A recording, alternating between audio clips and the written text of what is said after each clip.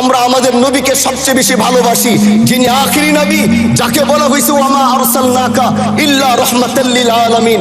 আমরা বারবার দেখছি কিছুদিন পর পর কারা যেন কিভাবে এসে আল্লাহ নবীর শানে কটূক্তি করে, নবীকে নিয়ে অশ্লীল ভাষায় গালিগালাজ করে।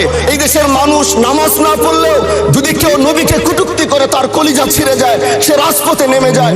আমি বলবো যারা নবীকে কটূক্তি করে, নবীর নামে গালিগালাজ করে, এদের মৃত্যুদণ্ড, এই আইনটাও যেন বাংলাদেশের এই সংসদ থেকে পাশ করা হয়। মাননীয় স্পিকার, এলাকায় বলেছিলাম যে আমরা ন্যায়ের পক্ষে কথা বলবো, ইনসাফের পক্ষে কথা বলবো। তখন অনেকে হাত ধরে বলেছিল, হামজালা ভাই জাতীয় সংসদে যখন যাবেন একটু বললেন হাদি হত্যার বিচারটা যেন হয়।